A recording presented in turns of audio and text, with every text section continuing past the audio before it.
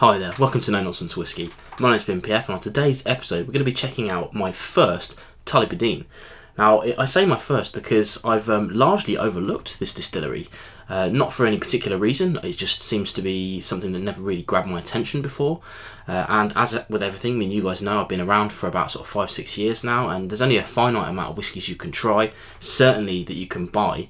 And although I've seen things like the 225, 228 in the shops, I've always tended to buy something else. Again, not for any particular reason, just I tend to be a kind of a try before you buy kind of guy. In any case, last year, towards the end of the year, the people at Tullibardine got in touch with me and said, do I want to be part of a tasting where they're going to send out their kind of signature range, they call it, which includes the Sovereign, the 225, the 228 and the 500. Do I want to try this thing? Oh, well, yeah, of course. That would be the perfect opportunity too.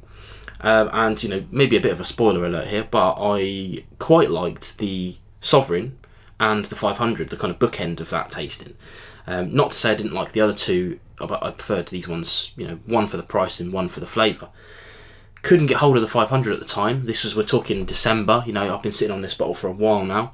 And so I picked up the Sovereign, and in this case it was 25 quid, but I'll get into the kind of price versus the rest of it a bit later on. But yeah, there you go. So yeah, guilty of ignoring them, and to my detriment, because it was wonderful liquid. We'll check out the Sovereign and see exactly what we've got in this glass hidden around the back here, shall we? Of course, a No Nonsense Whisky glass, available at nononsensewhisky.com.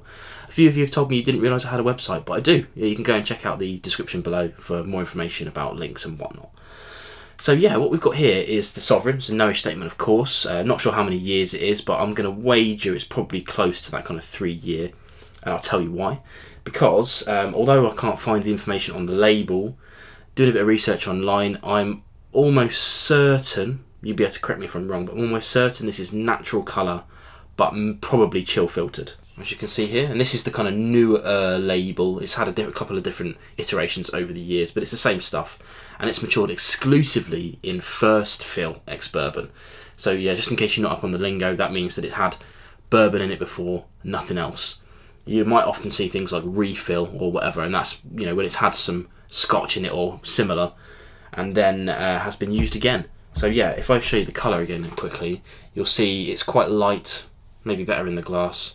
It's quite light, quite kind of like, not straw-like, but, you know, hay, that kind of vibe. So yeah, that's what makes me think it's probably fairly youthful, because with a first fill cask, you're probably going to have had a greater influence over more years. But yeah, anyway, that's what makes it kind of cheaper anyway. Let's get onto the nose then and see what we've got in the glass and see if it's actually worth the money. Now for me, this is another one of those ones that benefits from sitting out on the sides just a little bit. But it's kind of big on the vanilla notes that you'd be expecting of something like you know, an ex-Bourbon first fill cask. Loads of fresh pears and a little bit of sweet fudge as well. Nice nose. Let's try on the palate.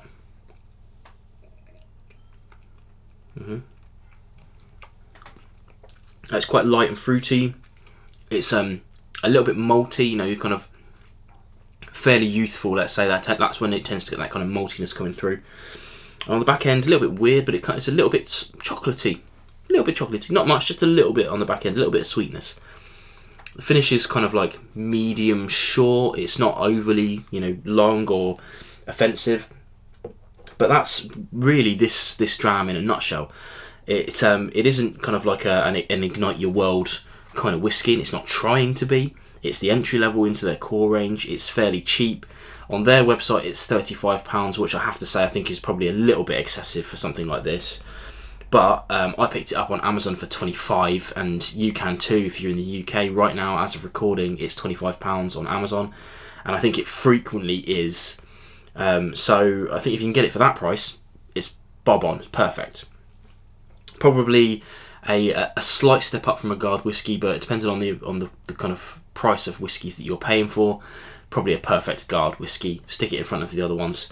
Drink this at your leisure. It's a really easy sipping.